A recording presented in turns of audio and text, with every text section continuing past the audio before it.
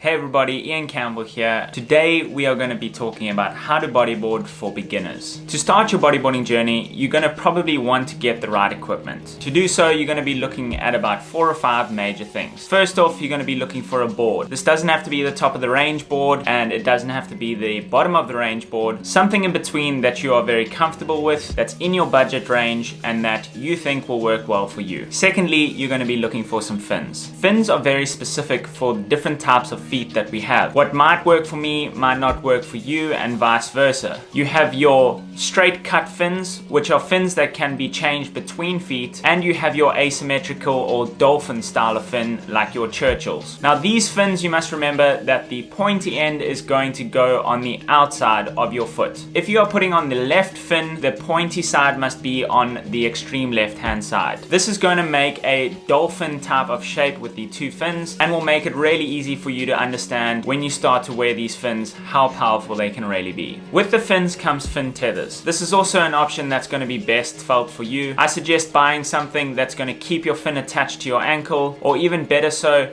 keeping the actual fin on your foot completely. There's different styles of techniques and what we wear. I choose to wear a shoelaces style tether because this is just something I'm comfortable with and something that I've used from the start. There are other options like the deluxe fin tethers from Sniper. These actually keep the fin on the foot and allow for a nice comfortable padded section around the ankle. If you guys are enjoying this video, please head on over to boogieeveryday.com to support the merchandise. We have just dropped the latest design, Palm Paradise, and if you guys want to go check it out, head on over to Boogie Every Day. We appreciate all the support. Next up, you're going to use some sort of protective wear. This is either going to be some board shorts and a rash guard, or in my case, surfing colder waters, it's going to be wetsuits. Now these wetsuits come in a range of different thicknesses, and you can choose something that'll keep you warm and keep you comfortable in colder conditions, or you can get a short sleeved and short leg wetsuit if you're surfing in something a little bit warmer. Lastly, you are going to be looking for a leash. Now a leash is the lifeline that attaches you to your board. Remember that buying leashes that are going to hold out in conditions that you're going out in is vitally important. You do not want something that's very thin and stringy and can snap very easily, but at the same time you don't need something extremely heavy duty if you are just going to be surfing smaller waves. Always buy a leash that is going to hold up in the conditions where you are going to be surfing. Most of us surfing in bigger conditions want a leash that is a little bit more bulky and will handle those pressures of the ocean, while if you're surfing smaller waves, it doesn't necessarily mean you have to buy the best or most expensive leash. Next up, we're going to be talking about getting ready to go into the ocean. Before you get into the ocean, remember to wax your board up. Now waxing your board up is something that I've spoken about in the past, but remember to wax the arm placements, your hand placements, and little areas that you think might need some more extra grip. Remember not to wax where your stomach will go so that you can still slide up and down the board. If you are having trouble plugging your board, make sure that you get it done by the shop where you get your board, or alternatively, look online and see how people do it correctly. When it comes to tying on your leash, remember to tie your leash correctly to your plug of the board. This will stop the leash from pulling out of the board and allow you to keep your board as close as possible. When you're on the beach, make sure to look out to see where the best place is to paddle out. This will often be where there's a rip or a current pulling out, and will allow you to get into that current and get out to sea a lot easier. To get out of those currents, you're going to paddle in a 90-degree angle away from the current, or just let it push you out to sea. Do not get flustered if you do get caught in rip currents. These things happen, and there are many different ways to get out of them. Do not fight the rip and try and paddle straight in. Rather let it suck you out and come around again. Next, you're going to want to put your fins on. Remember what I said earlier about the dolphin fins and your straight cut fins, and where they go on each foot.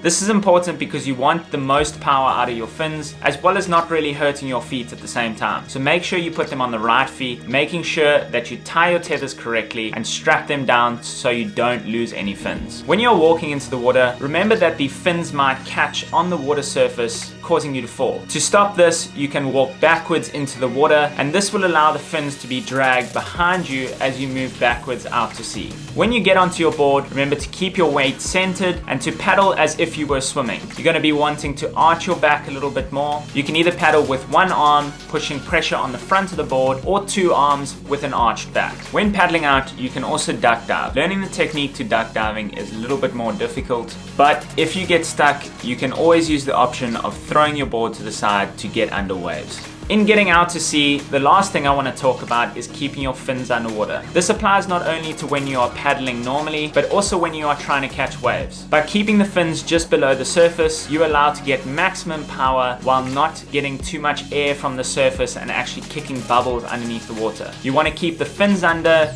keep kicking strong, and make sure that you get onto those waves. When you're catching a wave, you want to paddle correctly. The best way to do this is to paddle with one arm. By putting your one arm on the nose of the board and pressing down, you can actually paddle with the second arm as well as kicking, keeping your fins below the surface to get you onto waves a lot easier. Remember your hand placements when you are trying to get onto waves. Your front hand is going to be the one that is going to be in the direction that you are traveling, and you're going to keep that around the corner of the top of the board. Your elbow is going to be slightly in from the rail, and your hand placement is going to be on the rail about as far back as your hip is on the board. This will allow you to be in a good position when you're catching waves. By keeping your weight centered for the most time, you're going to keep the board nice and high on a plane and allow the board to trim a lot easier. Always remember that you can slide up and down the board to change how fast or slow you want to go. And if you need to speed yourself up, you're going to slide forward, or slow yourself down, you're just going to slide back. If you want to learn more, head on over to boogieeveryday.com. We have set up a membership platform that you guys can go and check out. There is a bunch of content on there for you guys. So please head on over to boogieeveryday.com. To end off, please be safe out there. Respect the lifeguards, respect the locals, and know where to surf if you are going out in new locations. We have all started at some point and are progressing through experience and knowledge, and this is what you need to do as a beginner to get to the next level. I hope you guys have enjoyed this how-to video for beginners. We'll see you in the next one.